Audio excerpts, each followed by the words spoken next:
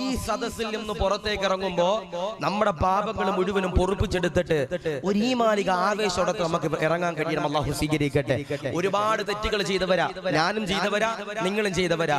ആ തെറ്റുകൾ മുഴുവനും പടച്ചവന്റെ ഹളറത്തിലേക്ക് തൗബ ചെയ്തിട്ട് എന്റെ പ്രിയപ്പെട്ടവരെ നമുക്ക് പുറത്തേക്ക് ഇറങ്ങാൻ കഴിയണം. അല്ലാഹു സ്വീകരിക്കുമാറാവട്ടെ. അല്ലാഹു കബൂൽ ചെയ്ത് അനുഗ്രഹിക്കുമാറാവട്ടെ. ആദരവാകുന്ന പ്രവാചകനാകുന്ന നബി തങ്ങൾ പറയുന്നുണ്ട്, മോനെ പുഞ്ചിരിക്കൽ സ്വതക്കയാ. എന്താ പറയണേ? പുഞ്ചിരിക്കൽ സ്വതക്കയാ. നമ്മുടെ കയ്യിൽ കൊടുക്കാൻ പൈസ ഉണ്ടാവില്ല. ഇപ്പൊ ഞാൻ ഇവിടെ വന്നപ്പോ ഇവിടുത്തെ കമ്മിറ്റിക്കാരോട് ചോദിച്ചു, ഈ പള്ളിയുടെ വരുമാനവും ഉസ്താദിനുണ്ടാക്കി കൊടുത്ത കോട്ടേഴ്സും ഒക്കെ എങ്ങനെ ഉണ്ടാക്കിയതാ ഉസ്താദെ? ഇവിടെ വർഷം തോറും നടക്കുന്ന സലാത്തിൽ പിരിച്ചിട്ട് കിട്ടണ പൈസക്ക് തന്നെ ഉസ്താദെ ഞങ്ങളുടെ ഇവിടുത്തെ എല്ലാ പരിപാടിയും നടക്കുന്നതെന്ന് സാധുക്കൾ പറയുന്നുണ്ട്. അല്ലാഹു സ്വീകരിക്കട്ടെ. ഞാൻ പറയാ, ഈ ബക്കറ്റ് നിങ്ങളുടെ മുമ്പിൽ വരുമ്പോ, അല്ലെങ്കിൽ ഇതിന്റെ പാവപ്പെട്ട പ്രവർത്തകര് നിങ്ങളുടെ വീടിന്റെ മുമ്പിൽ റെസീറ്റുമായിട്ട് വരുമ്പോ, അല്ലെങ്കിൽ നമ്മുടെ ജമാഅത്ത് കമ്മിറ്റി അംഗങ്ങൾ ഉസ്താദുമാർക്ക് ശമ്പളം കൊടുക്കാൻ മാസപ്പിരിവിന് വേണ്ടി നിങ്ങളുടെ മുമ്പിലേക്ക് വരുമ്പോ 1 രൂപ പോലും ചിലപ്പോൾ കൊടുക്കാൻ കഴിയാത്ത ഒരവസ്ഥയായിരിക്കാം. നമ്മുടെ വീട്ടില് പട്ടിണിയായിരിക്കാം, പരിവട്ടമായിരിക്കാം. പക്ഷേ എടാ, എത്ര പൈസ നമ്മുടെ കയ്യിലില്ലെങ്കിലും ആദരവാകുന്ന പ്രവാചകൻ പറയുന്നുണ്ട്, പുഞ്ചിരിക്കൽ സ്വതക്കയാണ്, പുഞ്ചിരിക്കൽ ദാനധർമ്മമാണെന്ന് ഹബീബിന മുഹമ്മദ് മുസ്തഫ സല്ലല്ലാഹു അലൈഹി വസല്ലം. പക്ഷേ എപ്പോ പുഞ്ചിരിക്കണം? അതാണ് നമ്മുടെ വിഷയം. എപ്പോഴാണ് നമ്മൾ പുഞ്ചിരിക്കേണ്ടത്? നമ്മളൊക്കെ പള്ളിയിൽ വരുമ്പോൾ പുഞ്ചിരിക്കാറുണ്ട്, ഖത്തീബിന്റെ മുഖത്ത് നോക്കിയിട്ട് നമ്മളൊന്ന് പുഞ്ചിരിക്കാറുണ്ട്, പള്ളിയിലെ കമ്മിറ്റിക്കാരെ നോക്കിയിട്ട് നമ്മൾ പുഞ്ചിരിക്കാറുണ്ട്, ഭാര്യയുടെ മുഖത്ത് നോക്കിയിട്ട് നമ്മൾ ചിരിക്കാറുണ്ട്, ഭർത്താവിന്റെ മുഖത്ത് നോക്കിയിട്ട് നമ്മൾ ചിരിക്കാറുണ്ട്. ഞാൻ പറയാ, നമ്മൾ എപ്പോഴും പുഞ്ചിരിക്കുന്ന മുഖമായിട്ട് വേണം കടന്നു പോകാൻ. ചില ആളുകളുണ്ട് പുഞ്ചിരിക്കൂല, എപ്പോഴും ഭയങ്കര ചൂടാകുന്ന സ്വഭാവമായിട്ട് നടക്കുന്ന ചില ചങ്ങാതിമാരുണ്ട്. അല്ലാഹു കാത്തിരക്ഷിക്കട്ടെ. ചില സഹോദരിമാരൊക്കെ പരാതി പറയണ, ഉസ്താദെ എന്റെ ഭർത്താവിന് ചൂടൻ സ്വഭാവം ഉസ്താദെ, എന്റെ ഭർത്താവ് എന്ന് പറഞ്ഞാലും രണ്ടാമതിന്റെ നെഞ്ചത്ത് ചവിട്ടണ സ്വഭാവം ഉസ്താദെ എന്ന് ചില ഭാര്യമാര് പറയാറുണ്ട്. പാടില്ല. നമ്മളെപ്പോഴും പുഞ്ചിരിക്കുന്ന മുഖമായിരിക്കണം. നമ്മൾ നമ്മുടെ വീട്ടിലേക്ക് കയറി ചെല്ലുമ്പോൾ പുഞ്ചിരിക്കണം. ഭാര്യമാര് ഭർത്താക്കന്മാര് വീട്ടിലേക്ക് കയറി വരുമ്പോൾ പുഞ്ചിരിക്കണം.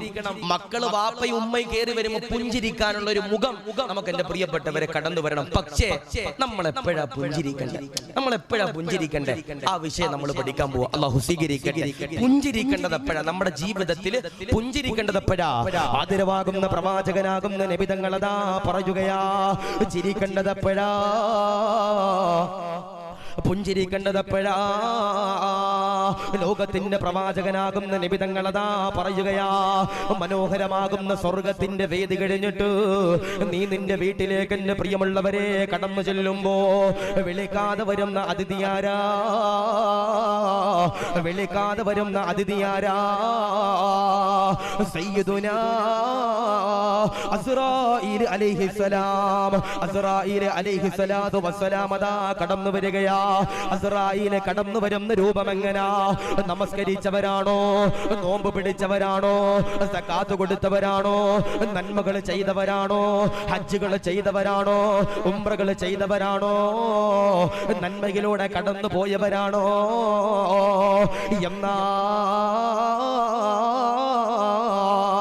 അസ്റായീൽ കടന്നു വരുന്ന രൂപം എങ്ങനാ? മുഖമെല്ലാം പുഞ്ചിരിച്ചുകൊണ്ട് അസ്റായീൽ കടന്നു വരികയാ. സുഗന്ധമതാ പരത്തിക്കൊണ്ട് ഒരു ഈമാനിക ആവേശത്തോടെ അസ്റായീലിന്റെ പ്രിയപ്പെട്ടവരെ കടന്നു വരികയാ. അസ്റായീൽ കടന്നു വരുമ്പോ നീ അതാ സന്തോഷിക്കുകയാ.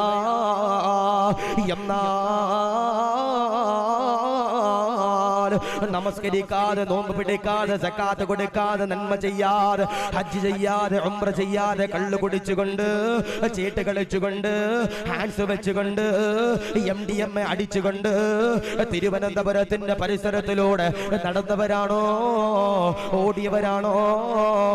എഴഞ്ഞവരാണോ?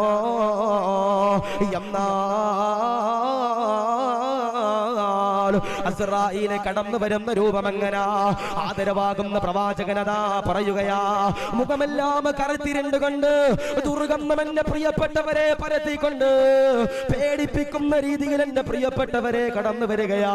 അസ്റായീൽ കടന്നു വന്ന് റൂഹ് പിടിക്കുമ്പോ ഞാനും നിങ്ങളും അതാ കരയുകയാ, വേദനിക്കുകയാ, സങ്കടപ്പെടുകയാ, വിരഹിക്കുകയാ, നൊമ്പരപ്പെടുകയാ. അതുകൊണ്ടാണ് ലോകത്തിന്റെ പ്രവാചകൻ റൂഹ് പിടിക്കാൻ അസ്റായീല് കടന്നു വരുമ്പോ റസൂലുള്ള കരഞ്ഞുകൊണ്ട് പറഞ്ഞില്ലേ, വേദനിക്കുന്ന അസ്റായീലേ, നൊമ്പരമാണ് അസ്റായീലേ, സഹിക്കുന്നില്ല അസ്റായീലേ. ആദരവാകുന്ന പ്രവാചകന്റെ റൂഹ് പിടിക്കുമ്പോൾ പോലും റസൂലുള്ള കരഞ്ഞെന്ന് ചരിത്രം പറയുമ്പോ, റൂഹ് പിടിക്കുമ്പോ വേദന എടുക്കുന്നതോ, വല്ലാതെ സങ്കടപ്പെടുത്തുന്നതാ, വല്ലാതെ വിരഹിക്കുന്നതാ. നിന്റെ റൂഹദാ അസ്റായീൽ പിടിച്ചു കൊണ്ടുപോവുകയാ. പള്ളിയിലെ മുഅദ്ദിൻ ഉസ്താദ് വിളിച്ചു പറയുകയാ, ഇന്നാ ലില്ലാഹ്, ആശിഖ് ദാരിമി മരിച്ചിട്ടുണ്ട്, പള്ളിയിലെ ഖതീബ് വിട പറഞ്ഞിട്ടുണ്ട്, പള്ളിയിലെ കമ്മിറ്റിയുടെ കാരണവരുണ്ടല്ലോ വിട പറഞ്ഞിട്ടുണ്ട്. എല്ലാവരും അതാ കടന്നു വരികയാ, കൂട്ടുകാര് കടന്നു വരികയാ, കൂടപ്പറപ്പീങ്ങൾ കടന്നു വരികയാ, അയൽവാസികൾ കടന്നു വരികയാ, സുഹൃത്തുക്കൾ കടന്നു വരികയാ, കമ്മിറ്റിക്കാര് കടന്നു വരികയാ, ഉസ്താദുമാര് കടന്നു വരികയാ, ശത്രുക്കളതാ കടന്നു വരികയാ. ജനാസയുടെ ചാരത്തേക്ക് കടന്നു വന്നിട്ട് പള്ളിയിലെ ഖതീബിന്റെ പ്രിയപ്പെട്ടവരെ ദുആ ചെയ്യേണ്ടതാ. ഇവൻ മരിച്ചു കിടക്കുന്നത് പോലെ എന്നെ നീ മരിപ്പിക്കണേ അല്ലാ. ഈ സാധുവായ സഹോദരൻ പുഞ്ചിരിച്ച് കിടക്കുന്നത് പോലെ ഞങ്ങളെ നീ മരിപ്പിക്കണേ അല്ലാ എന്ന് പറഞ്ഞുകൊണ്ട് പള്ളിയിലെ ഖതീബ് ദുആ ചെയ്യേണ്ടതാ, ദുആ ചെയ്യേണ്ടതാ. അതുകൊണ്ട് പ്രിയമുള്ളവരോട് പറയുകയാ, എല്ലാവരും കരയുമ്പോ, എല്ലാവരും സങ്കടപ്പെടുമ്പോ, എല്ലാവരും വിരഹിക്കുമ്പോ അവരുടെ നടുവിലുണ്ടല്ലോ നമ്മുടെ ജനാസയുണ്ടല്ലോ, പുഞ്ചിരിക്കണ്ടതാ, ചിരിക്കണ്ടതാ, പ്രകാശിക്കണ്ടതാ. അതുകൊണ്ട് അങ്ങാടിയിലൂടെ നടക്കുമ്പോ പുഞ്ചിരിച്ചാല് പോരാ, അങ്ങാടിയിലൂടെ നടക്കുമ്പോ കളിച്ച് ചിരിച്ചുകൊണ്ട് നടന്നാല് പോരാ, പള്ളിയിലേക്ക് കടന്നു വരുമ്പോ കളിച്ച് ചിരിച്ചുകൊണ്ട് നടന്നാല് പോരാ. എപ്പോഴാണ് പുഞ്ചിരിക്കേണ്ടതെന്നറിയോ? അല്ലാഹുവിന്റെ റസൂലിന്റെ പ്രിയപ്പെട്ടവരെ പറയുകയാ, മരിക്കുമ്പോ പുഞ്ചിരിച്ചുകൊണ്ട് മരിക്കാൻ കഴിയേണ്ടതാ. നാദാ സൗഭാഗ്യം തരണ അല്ലാ, കബൂലാക്കണേ അല്ലാ. പറയണേ, ആദരവാകുന്ന പ്രവാചകനാകുന്ന നബിതങ്ങൾ പറയുന്നു, കളിയും ചിരിയൊന്നും വേണ്ടപ്പാ, നിന്റെ ജനാസ പുഞ്ചിരിച്ച് കിടക്കാൻ കഴിയണം. അല്ലാഹു ഈമാൻ നൽകി അനുഗ്രഹിക്കുമാറാവട്ടെ. നമ്മുടെ പള്ളിയിലെ ഖതീബ് ഉസ്താദ്, ഞാനും നിങ്ങളുമൊക്കെ മരിച്ചാൽ നമ്മുടെ പള്ളിയിലെ ഖതീബ് ഉസ്താദ് നമ്മുടെ വീട്ടിൽ വരും. നമ്മുടെ ജനാസ കണ്ടിട്ട് ഈ ചങ്ങാതി പറയണം, റബ്ബേ ഇവൻ പുഞ്ചിരിച്ച് കിടക്കണത് പോലെ എന്നെ നീ മരിപ്പിക്കണേ അല്ലാ എന്ന് പറഞ്ഞിട്ട് നമ്മുടെ ഖതീബ് ഉസ്താദ് ദുആ ചെയ്യണം. നമ്മുടെ മയ്യത്ത് കണ്ടാൽ സ്വന്തം വാപ്പയും സ്വന്തം ഭാര്യയും അങ്ങനെ ദുആ ചെയ്യോ? ഇല്ല. അല്ലാഹു കാത്ത് രക്ഷിക്കട്ടെ. ഞാൻ ചോദിക്കട്ടെ, പുഞ്ചിരിച്ചു മരിക്കാൻ ആഗ്രഹമുള്ളവരുണ്ടെങ്കിൽ ഒന്ന് കൈവക്കിയപ്പ. അരക്കയ്യന്മാരിലിപ്പം മരിച്ചോണമെന്നില്ല. അവിടെ ലൈറ്റ് പോയി തലവേദന അല്ലാഹു സ്വീകരിക്കുമാറാവട്ടെ. അപ്പൊ ഞാൻ പറയണത്, പുഞ്ചിരിച്ച് മരിക്കണമെങ്കിൽ നാല് കാര്യങ്ങൾ നിങ്ങളുടെ ജീവിതത്തിൽ ചെയ്താൽ ഇൻഷാ അല്ലാഹ് മരിക്കുമ്പോ പുഞ്ചിരിച്ചുകൊണ്ട് ഈമാനോടെ മരിക്കാം. ആ നാല് കാര്യങ്ങൾ പഠിച്ചിട്ട് നമുക്ക് വിട പറയാം. അല്ലാഹു സ്വീകരിക്കട്ടെ. ഇപ്പോ ചില ആളുകളൊക്കെ ഇന്നിപ്പോ എന്നോടൊരു ചങ്ങാതി പരാതി പറഞ്ഞു, ഉസ്താദേ എന്റെ മുഖത്ത് മുഴുവനും കറുത്ത പാടാ ഉസ്താദേ. എന്നോട് ഒരാൾ പറഞ്ഞു, ഉസ്താദേ എന്റെ മുഖത്ത് മുഴുവനും കറുത്ത പാടാ ഉസ്താദെ. ക്രീം ഇട്ട് വെളുക്കാൻ നടക്കണ ചില ദത്തന്മാരുണ്ട്, ക്രീം ഇട്ട് വെളുക്കാൻ നടക്കണ ചില ചെറുപ്പക്കാരുണ്ട്. അല്ലാഹു കാത്ത് രക്ഷിക്കട്ടെ. കാസർഗോഡ് ജില്ലയിൽ എന്റെ ഒരു കൂട്ടുകാരനുണ്ട്, ഓന്റെ പരിപാടി ക്രീം ഉണ്ടാക്കല. ക്രീമിന്റെ സപ്ലൈ ആണ്, ഓനാണ് അതിന്റെ മുതലാളി. ആ ക്രീമിന്റെ പേര് പിരിസപ്പാടെന്ന ഒരു ക്രീം ഉണ്ട്, ഒരു മഞ്ഞ കളറിലെ പിരിസപ്പാടെന്ന ക്രീം ഉണ്ട്. അപ്പൊ ഞാൻ ഓനോട് ചോദിച്ചാൽ കച്ചവടമൊക്കെ ഉണ്ടോ?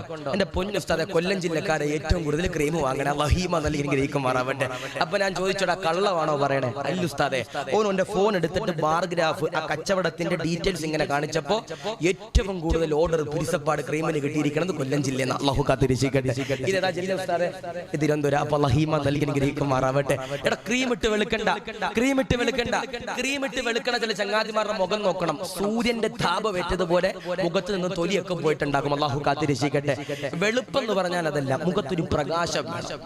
എത്ര കറുത്തിരുന്നാലും മുഖത്തൊരു പ്രകാശം വേണം. അപ്പൊ ഞാൻ ഒരു മാസം മുമ്പ് ഞാൻ വയനാട് വയലിന് പോകാൻ വേണ്ടിയിട്ട് ആലപ്പുഴയിൽ നിന്ന് ഇങ്ങനെ ട്രെയിനിൽ കയറിയതാ കോഴിക്കോട്ടേക്ക് ഇങ്ങനെ ട്രെയിൻ കയറുമ്പോൾ ലോക്കൽ കമ്പാർട്ട്മെന്റിലാണ് ഇരിക്കണേ.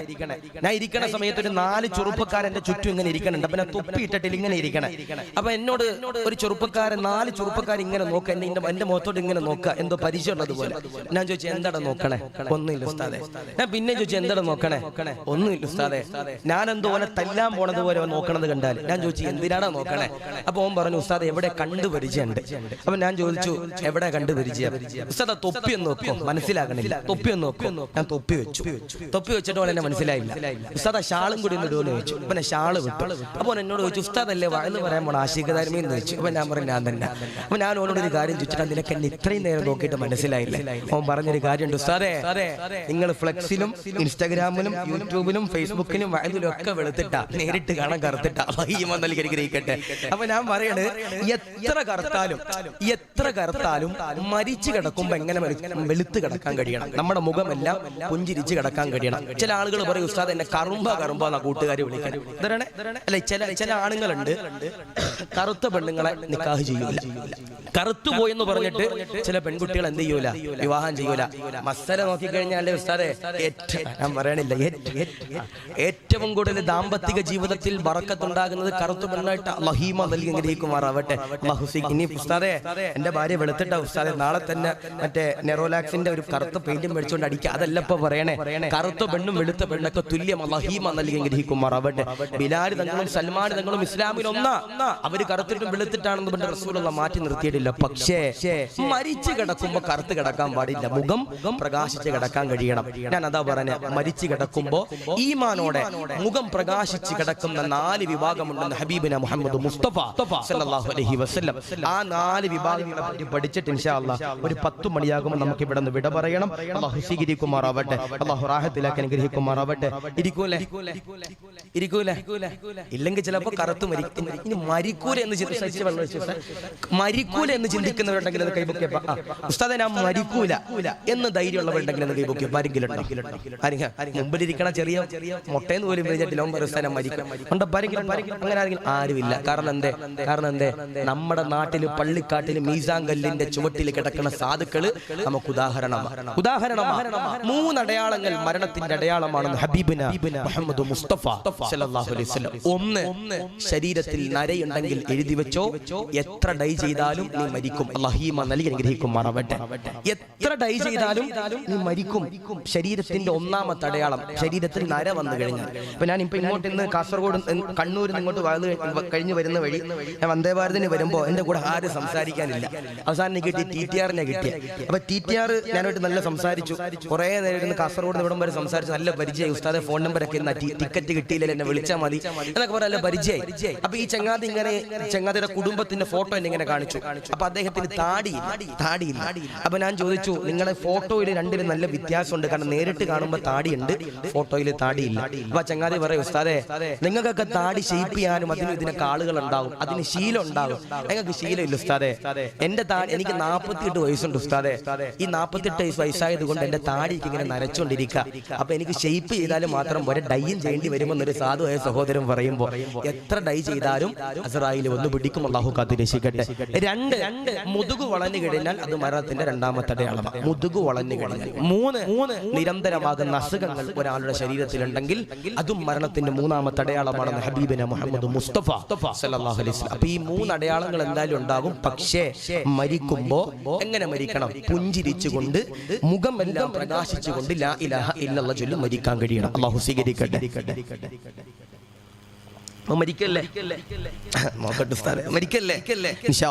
ആദരവാകുന്ന പ്രവാചകനാകുന്ന നബി തങ്ങളതാ പറയുകയാ സഹാബാ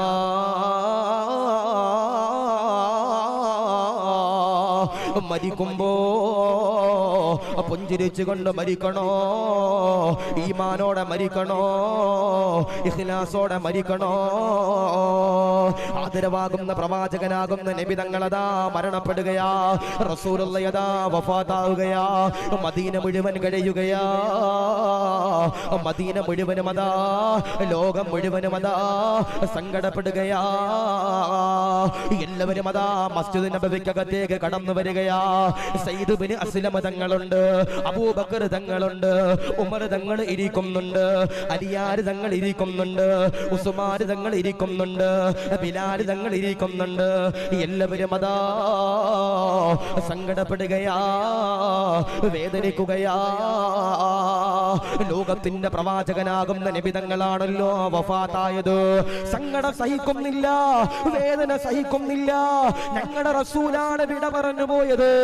ക്ഷമതരണേ അല്ലാ, ക്ഷമതരണേ അല്ലാ, ക്ഷമതരണേ അല്ലാ എന്ന് പറഞ്ഞുകൊണ്ട് പൊട്ടിക്കരഞ്ഞുകൊണ്ട് സഹാബത്ത് ദുആ ചെയ്യുമ്പോ 5 ദിവസമുണ്ടല്ലോ കഴിയുകയാ, വേദനയിലാ.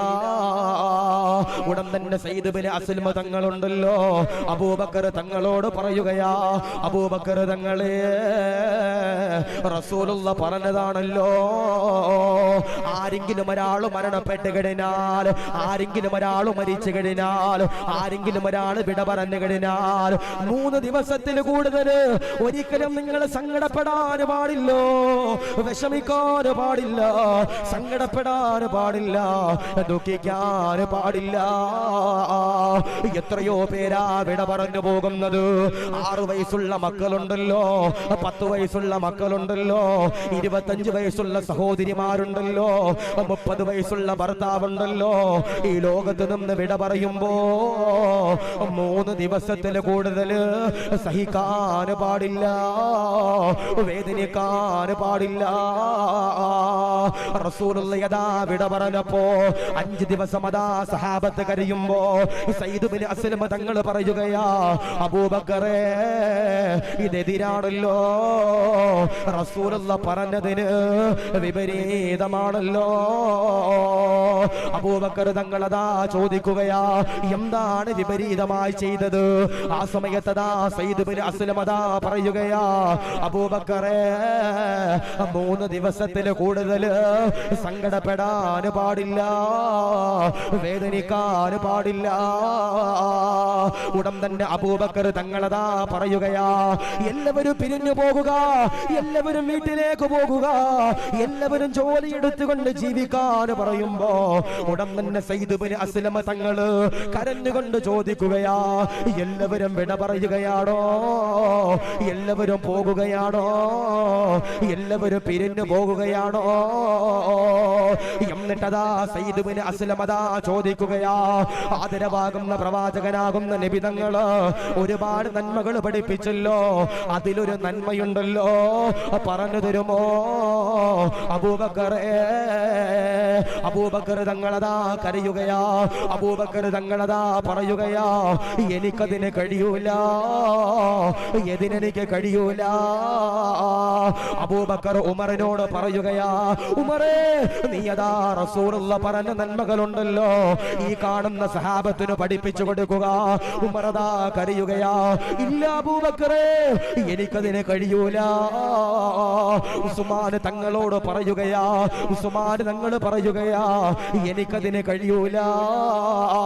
അലിയാർ തങ്ങളോട് പറയുമ്പോ അലിയാർ തങ്ങൾ പറയുകയാ, ഇല്ല ഇല്ല എനിക്കതിന് കഴിയൂല. സഹാബത്തതാ കരയുകയാ, അബൂബക്കറിനോട് കരഞ്ഞുകൊണ്ട് പറയുകയാ, റസൂലുള്ള പറഞ്ഞു തന്ന ഒരു നന്മയുണ്ടല്ലോ, ഞങ്ങളുടെ ജീവിതത്തിലേക്ക് അങ്ങൊന്ന് പറഞ്ഞു തരണമെന്ന് പറയുമ്പോ റസൂലുള്ളയുടെ ചാരത്തേക്ക്, മദീനയുടെ ചാരത്തേക്ക്, റസൂലുള്ളയുടെ ഖബർ ഷരീഫിന്റെ ചാരത്തേക്ക് അബൂബക്കറതാ കടന്നു പോകുകയാ. അസ്സലാമു അലൈക യാ റസൂലല്ലാഹ്, ആദരവാകുന്ന പ്രവാചകന്റെ ചാരത്ത് ചെന്ന് സലാം പറയുകയാ. എന്നിട്ടതാ ദുആ ചെയ്യുകയാ, അല്ലാഹുവേ ഇൽമു പറഞ്ഞു കൊടുക്കാൻ സൗഭാഗ്യം തരണേ അല്ലാഹ്. എന്നിട്ടതാ അബൂബക്കർ തിരിച്ചു വരികയാ, സഹാബത്തിനോട് കേറിയിരിക്കാൻ പറയുകയാ. ആയിരക്കണക്കാന സഹാബത്തുണ്ടല്ലോ, മദീനത്തെ പള്ളിയിലേക്ക് കടന്നു വരികയാ. മദീനത്തെ പള്ളിയിലേക്ക് കടന്നു വരുമ്പോ മോനെ മോളെ സഹാബത്തതാ കടന്നു വരുമ്പോ അബൂബക്കർ തങ്ങളതാ പറയുകയാ, റസൂലുള്ള 4 കാര്യങ്ങള് നമ്മുടെ ജീവിതത്തിൽ പറഞ്ഞു തന്നതാ. മരിക്കുമ്പോ ഈമാനോടെ പുഞ്ചിരിച്ചുകൊണ്ട് മരിക്കാനുള്ള 4 കാര്യങ്ങൾ നിങ്ങൾ ചെയ്യണമെന്ന് സഹാബത്തിനോട് പറയുമ്പോ സഹാബത്തതാ കരയുകയാ. അബൂബക്കറേ, ഏതാണ് 4 കാര്യങ്ങളെന്ന് ചോദിക്കുമ്പോ അബൂബക്കർ തങ്ങളതാ ഒന്നാമതായി പറയുകയാ,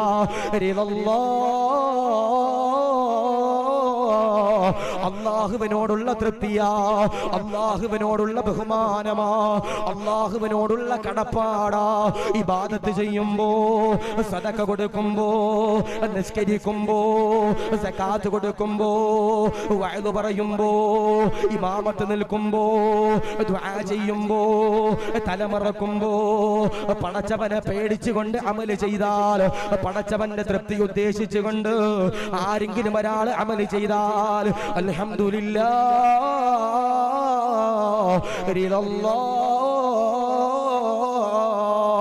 അല്ലാഹുവിന്റെ തൃപ്തിയുണ്ടല്ലോ. ആരുടെയെങ്കിലും ഒരാളുടെ ജീവിതത്തിലേക്ക് കടന്നു വന്നാൽ അവനാണ് പെങ്ങളെ, അവനാണ് ചെറുപ്പക്കാരാ, മരിക്കുമ്പോ പുഞ്ചിരിച്ചുകൊണ്ട് മരിക്കുന്ന ഒന്നാമത്തെ വിഭാഗം എന്ന് പറയുമ്പോ, നാദാ ഞങ്ങളുടെ ഇബാദത്തുകളിൽ ഇഖ്ലാസ് തരണേ അല്ലാ, തൃപ്തി തരണേ അല്ലാ, പൊരുത്തം തരണേ അല്ലാ. ഇബാദത്ത് ചെയ്യുമ്പോ, നന്മകൾ ചെയ്യുമ്പോ, സദഖ കൊടുക്കുമ്പോ പടച്ചവന്റെ തൃപ്തി ഉദ്ദേശിച്ചുകൊണ്ട് ഇബാദത്ത് ചെയ്യുന്നവരാരാ? അവരാണ് എന്റെ പ്രിയപ്പെട്ട സഹോദരങ്ങളെ മരിക്കുമ്പോ പുഞ്ചിരിച്ച് കിടക്കുന്ന വിഭാഗമെന്ന്, ഒന്നാമത്തെ വിഭാഗമെന്ന് ഹബീബിന മുഹമ്മദ് മുസ്തഫ സല്ലല്ലാഹു അലൈഹി വസല്ലം വഅദ് പറയുമ്പോ, വഅദ് കേൾക്കുമ്പോ, ഇമാമ നിൽക്കുമ്പോ, ദുആ ചെയ്യുമ്പോ, വഅദ് കേൾക്കാൻ നിങ്ങൾ ഇവിടെ വന്നിരിക്കുമ്പോ, തൊപ്പി ധരിക്കുമ്പോ, വെള്ള വസ്ത്രം ധരിക്കുമ്പോ, എന്റെ പ്രിയപ്പെട്ടവരെ തലമറക്കുമ്പോ, നിങ്ങൾ പടച്ചവന്റെ തൃപ്തി ഉദ്ദേശിച്ചുകൊണ്ട് എന്ന് നന്മകൾ ചെയ്താലും അവർ മരിക്കുമ്പോ പുഞ്ചിരിച്ചുകൊണ്ട് മരിക്കുന്ന ഒന്നാമത്തെ വിഭാഗമെന്ന് ഹബീബിന മുഹമ്മദ് മുസ്തഫ സല്ലല്ലാഹു അലൈഹി വസല്ലം. ഈ ചില ചങ്ങാതിമാരുണ്ട്, നമ്മുടെ പള്ളിയിൽ നിസ്കരിക്കാൻ വരും, നിസ്കരിക്കാൻ വന്നിട്ട് ക്ലോക്ക് നോക്കി നിസ്കരിക്കണ ചില ചങ്ങാതിമാരുണ്ട്. അതെങ്ങനെ എങ്ങനെ? നമ്മുടെ പള്ളിയിലെ ഖത്തീബ് ഉസ്താദ്, മന്നാനി ഉസ്താദ് കൈകെട്ടി കഴിയുമ്പോൾ പുറകിൽ വന്നിട്ട് എന്റെ പ്രിയപ്പെട്ടവരെ ചില ചെറുപ്പക്കാർ കൈകെട്ടും. ഉസ്താദ് ഫാത്തിഹ ഓതുമ്പോ ചില ചങ്ങാതിമാര് ക്ലോക്കിൽ നോക്കുക, റബ്ബേ തീരണില്ലല്ലോ റബ്ബേ, നിസ്കാരം തീരണില്ലല്ലോ റബ്ബേ, ഉസ്താദ് ആമീൻ പറയാൻ താമസിക്കുകയാണല്ലോ റബ്ബേ, ഉസ്താദ് മറന്നുപോയതാണെങ്കിൽ ഞാൻ ആമീൻ പറയാണെന്ന് പറഞ്ഞിട്ട് നേരത്തെ തന്നെ ആമീൻ പറയുന്ന ചില ചങ്ങാതിമാര്. ഇബാദത്ത് ചെയ്യുമ്പോ എന്റെ പ്രിയപ്പെട്ടവരെ നാട്ടുകാരെ കാണിക്കാൻ ചെയ്യാൻ പാടില്ല, റബ്ബിന്റെ പൊരുത്തം ഉദ്ദേശിച്ചിട്ടുണ്ട് മാത്രം എന്ത് ചെയ്യണം? ഇബാദത്ത് ചെയ്യണം. അല്ലാഹു സ്വീകരിക്കുമാറാവട്ടെ. പള്ളിയിൽ പോകുമ്പോ നല്ല വസ്ത്രം ധരിക്കണം.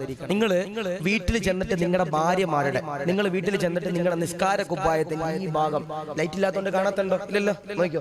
ഈ ഭാഗത്ത് എന്ത് ചെയ്യണം? നിങ്ങൾ നോക്കണം. നിസ്കാര കുപ്പായത്തിന്റെ ഈ ഭാഗം, ചില ഉമ്മമാര് വുളുവെടുത്തിട്ട് കരിമ്പൻ അടിച്ചിട്ടുണ്ടാകും ഈ ഭാഗം.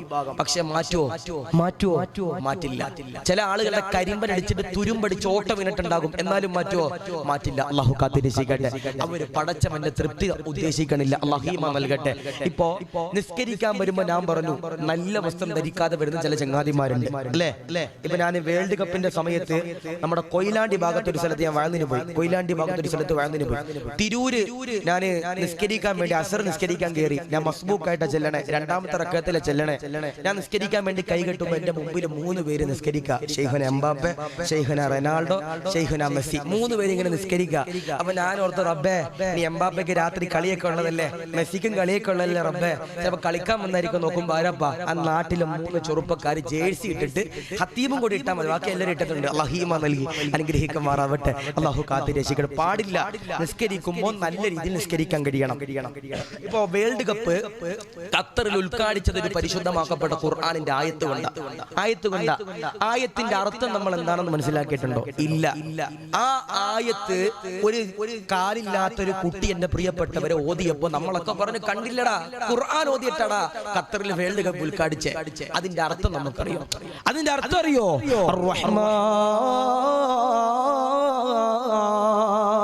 علم القرآن خلق الإنسان ഇൻസാൻ അല്ലമഹുൽ ബയാൻ എന്നിങ്ങനെ അല്ലാഹുവിന്റെ ഖുർആനിലൂടെ അല്ലാഹ് പറയുകയാ.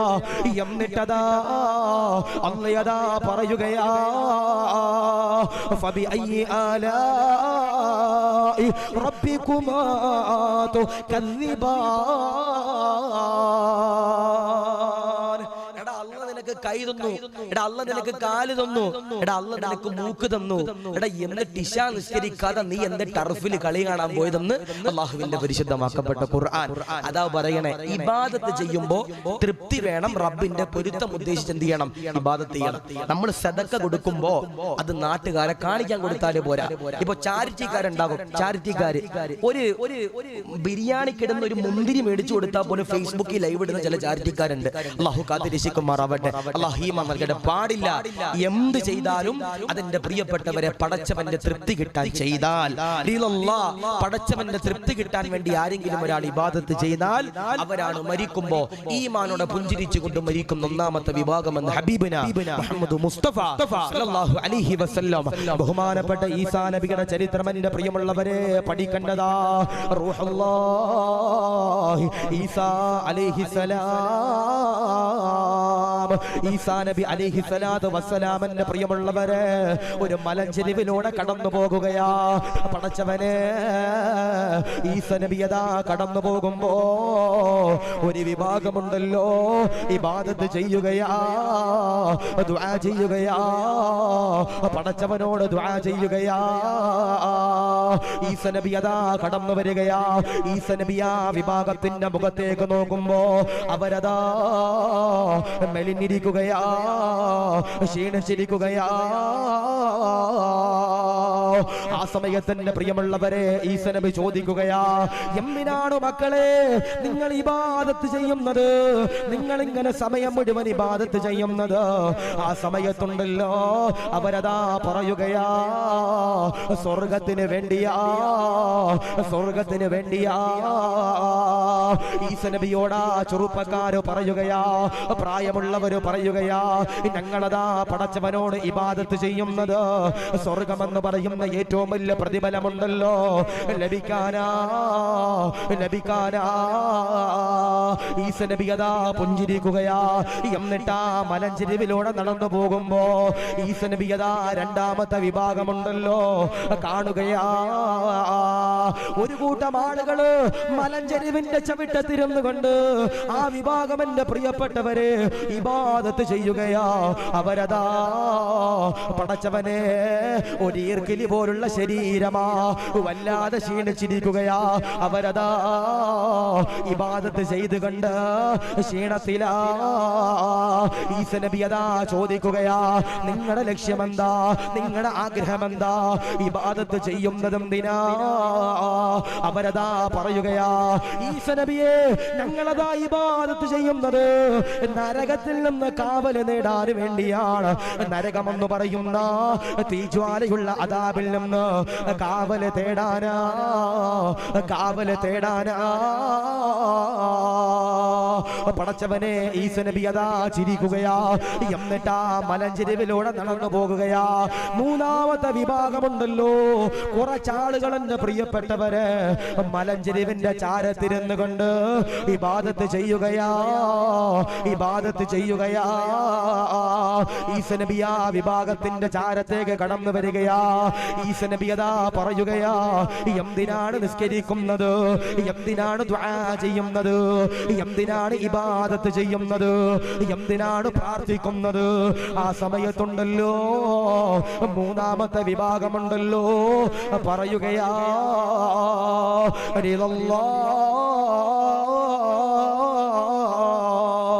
ഞങ്ങളതാ നിസ്കരിക്കുന്നത്, ഞങ്ങളതാ ദുആ ചെയ്യുന്നത്, ഞങ്ങളതാ ഇബാദത്ത് ചെയ്യുന്നത് എന്തിനെന്നറിയോ? പടച്ചവന്റെ തൃപ്തിക്ക് വേണ്ടിയാ, പടച്ചവന്റെ പൊരുത്തത്തിന് വേണ്ടിയാ. ആ സമയത്ത് ഈസാ നബി പറയുകയാ, നിങ്ങൾ ആരെന്നറിയോ? ഔലിയാക്കളാ. അതുകൊണ്ട് പ്രിയമുള്ളവരോട് പറയുകയാ, ഈസാ നബി പോലും പറഞ്ഞല്ലോ ഇബാദത്ത് ചെയ്യുന്നത് സ്വർഗത്തിന് വേണ്ടി. എന്റെ പ്രിയപ്പെട്ടവരെ ആകാൻ പാടില്ല, നരകത്തിന്റെ കാവല് തേടാൻ ആകാൻ പാടില്ല. നമ്മളതാ നന്മകൾ ചെയ്യുന്നത് എന്തിനു വേണ്ടിയാ? പടച്ചവന്റെ തൃപ്തിക്ക് വേണ്ടിയാ. അതുകൊണ്ട് എന്റെ പ്രിയമുള്ളവരോട് പറയുകയാ, തിരുവനന്തപുരംകാരോട് പറയുകയാ, മരിക്കുമ്പോ ഇല്ലാ ഇലാഹ ഇല്ലല്ലാഹ് എന്ന് ചൊല്ലിയിട്ട് പുഞ്ചിരിച്ചുകൊണ്ട് മരിക്കാനുള്ള ഒന്നാമത്തെ വിഭാഗമുണ്ടല്ലോ, അവരതാ പടച്ചവന്റെ പൊരുത്തം നേടിയവരാ. രണ്ടാമത്തെ വിഭാഗം ഏതാ? അബൂബക്കർ തങ്ങളതാ പറയുകയാ, സഹാബാ റസൂലുള്ള പറഞ്ഞിട്ടുണ്ട്, മരിക്കുമ്പോ പുഞ്ചിരിച്ചുകൊണ്ട് മരിക്കാനുള്ള രണ്ടാമത്തെ വിഭാഗമുണ്ടല്ലോ, ആരെന്നറിയോ?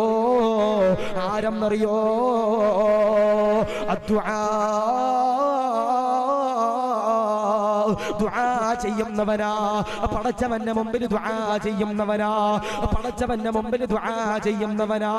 അവനതാ പുഞ്ചിരിച്ചുകൊണ്ട് മരിക്കുന്നവരാ. എത്രയോ പേര് കരഞ്ഞുകൊണ്ടാ പറയുന്നത്, ഉസ്താദേ കച്ചവടമില്ല, ബറക്കത്തില്ല, ഭാര്യയില്ല, കുടുംബ ജീവിതത്തിൽ സന്തോഷമില്ല, മക്കളില്ല, രോഗമാ, കടങ്ങളാ, ഖൈറില്ല എന്ന് പറയുന്നവരോട് പറയുകയാ, ഏതാണ് മാർഗമെന്നറിയോ?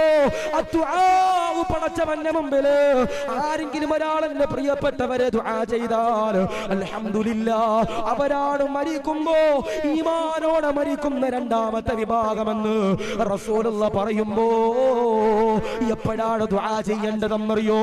എപ്പോഴാണ് പ്രാർത്ഥിക്കേണ്ടതെന്നറിയോ? അബൂബക്കർ തങ്ങൾ പറയുകയാ, അഖിബസ്വലാ, നമസ്കാരങ്ങൾക്ക് ശേഷമുണ്ടല്ലോ പൊടി തട്ടി എണ്ണീറ്റ് ഓടുന്നവരോട് പറയുകയാ, പാടില്ല പാടില്ല പാടില്ല. നമസ്കാരം കഴിഞ്ഞ് ഉസ്താദന്മാര് ദുആ ചെയ്യുമ്പോ നിങ്ങൾക്ക് വേണ്ടി ദുആ ചെയ്യുന്നതാ.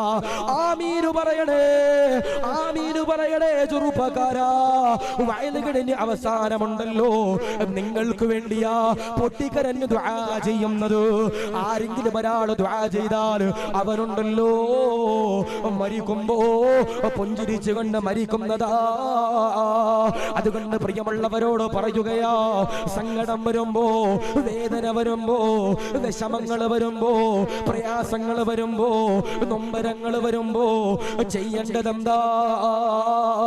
ഉസ്താദേ കടമാണ് ഉസ്താദേ, ബാങ്കിൽ നിന്ന് ലോൺ എടുത്തു പോയി ഉസ്താദേ, പലിശക്ക് പൈസ എടുത്തു പോയി ഉസ്താദേ, നിവർത്തിയില്ല, അടക്കാൻ നിവർത്തിയില്ല ഉസ്താദേ, ആത്മഹത്യയാണ് വഴിയെന്ന് പറയുന്നവരോട് പറയുകയാ, പാടില്ല പാടില്ല.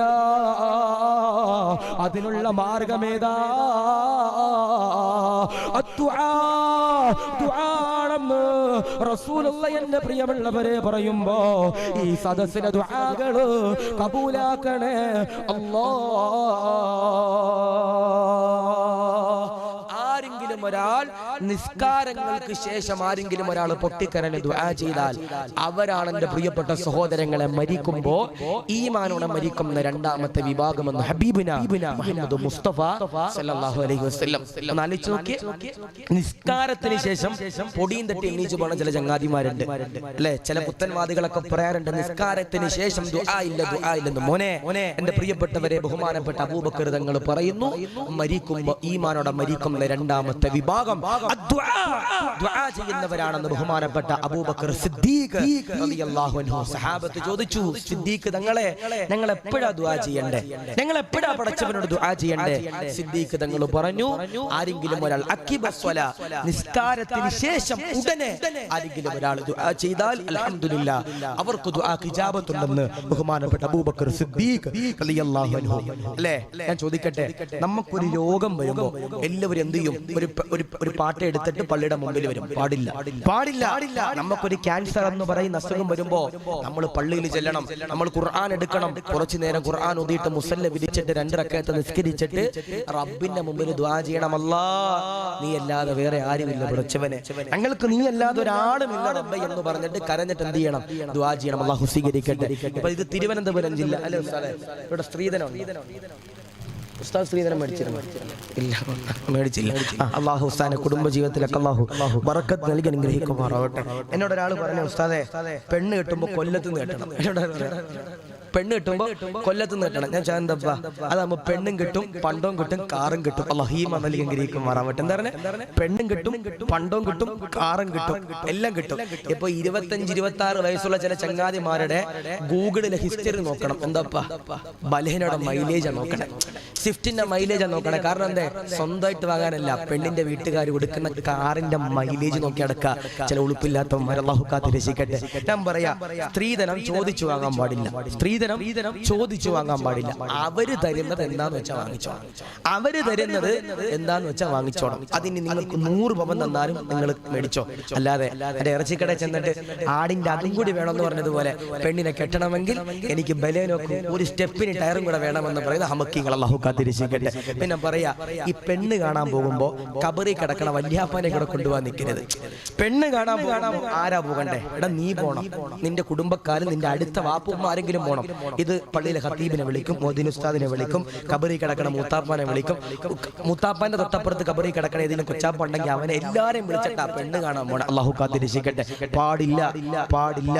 ഇപ്പൊ സ്ത്രീധനം എന്ന് പറയുന്ന മാരകമാകുന്ന വിപത്തിന്റെ പേരില് ഉസ്താദേ എന്റെ മോളെ കെട്ടിച്ച് വിടാൻ മാർഗമില്ല അല്ലേ ഉസ്താദേ, 10, 15, 50 പവനൊന്നും കൊടുക്കുക എന്റെ കയ്യിലില്ല ഉസ്താദേ എന്ന് പറയുന്ന സാധുക്കളുണ്ട്. ഉസ്താദേ ഞാന് 28 വയസ്സായ ഉസ്താദ്, എന്റെ മൂക്കിന് പല്ല് മുളച്ചു ഉസ്താദേ, എനിക്ക് നല്ലൊരു പെണ്ണിനെ കിട്ടുന്നില്ല എന്ന് പറയുന്ന സാധുക്കളുണ്ട്. പെണ്ണ് കെട്ടാൻ പോകുമ്പോ എന്റെ ബടലഹീമ നൽകി അനുഗ്രഹിക്കുമാറാവട്ടെ. ഞാൻ പറയുന്നത് ഒരു ദുആ ഉണ്ട് അല്ലെ, ഞാൻ പറഞ്ഞു ദുആ ചെയ്യുന്നവരാണ് മരിക്കുമ്പോ ഈമാനോടെ മരിക്കും എന്ന് പറയണേ. ഒരു ദുആ ഉണ്ട് ഖുർആനിൽ ഒരു ആയത്ത്. ഈ ആയത്ത് ആരെങ്കിലും ഒരാൾ ചൊല്ലിക്കഴിഞ്ഞാൽ അവരെങ്ങനെ, അവർക്ക് കുടുംബ ജീവിതത്തിൽ അല്ലാഹു ബറക്കത്ത് നൽകുമെന്ന്.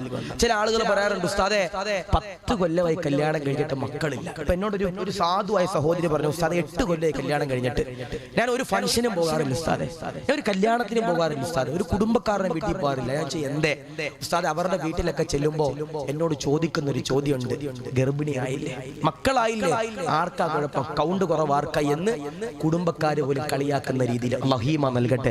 മോനെ എടാ, അള്ളയാണ് തീരുമാനിക്കണത്. അള്ളയാ തീരുമാനിക്കണത് നിനക്ക് ഉമ്മയാകണോ വേണ്ടോ എന്ന് തീരുമാനിക്കുന്നത് അള്ളയാണ്. പിന്നെ ചില ആളുകളുണ്ട് കല്യാണം കഴിയുമ്പോ, ഞാൻ ഒരാളോട് ചോദിച്ചു, എടാ കല്യാണം കഴിഞ്ഞിട്ട് എത്ര കൊല്ലായി? ഉസ്താദ് 5 കൊല്ലമായി. ഞാൻ ചോദിച്ചു മക്കളായോ? ഞങ്ങൾ ട്രൈ ചെയ്തിട്ടില്ല ഉസ്താദേ. എന്താ പറയണേ? ഞങ്ങൾ അതിന് ശ്രമിച്ചിട്ടില്ല ഉസ്താദേ. ഞാൻ ചോദിച്ചു അതെന്താ ശ്രമിക്കാതെ? ഉസ്താദേ സാമ്പത്തികപരമായി ടൈറ്റാ ഉസ്താദേ. പിന്നെ ഓന്റെ കൊച്ചിന് റേഷൻ കടയിൽ നിന്ന് കൊണ്ടല്ലോ മുലപ്പാല് കൊടുക്കണം. അല്ലാഹു നൽകി ഗ്രഹിക്കുമാറാവട്ടെ. സാമ്പത്തിക പ്രയാസം ഉസ്താദെ കൊച്ചിനെ ഉണ്ടാക്കാൻ അള്ളാഹു കാത്തിരക്ഷിക്കുമാറാവട്ടെ. അല്ല തരുമ്പോ മേടിച്ചോണം, അല്ല തരുമ്പോ മേടിച്ചോണം. പിന്നെ കരഞ്ഞിട്ട് കാര്യമുണ്ടോ? ഇല്ല.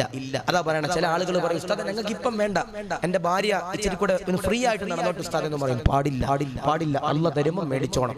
തരിക തരാതിരിക്കുക അള്ളയാണ് തീരുമാനിക്കണം. പക്ഷേ ഖുർആനിൽ ഒരു ദുആ ഉണ്ട്, ഒരു ആയത്താണ്. ഈ ആയത്ത് ആരെങ്കിലും ഒരാൾ ചൊല്ലിയാൽ അൽഹംദുലില്ലാ, അവർക്ക് പെണ്ണ് കിട്ടാത്തവന് പെണ്ണ് കിട്ടും, മക്കളില്ലാത്തവർക്ക് അള്ളാഹു മക്കളെയും കൊടുക്കും.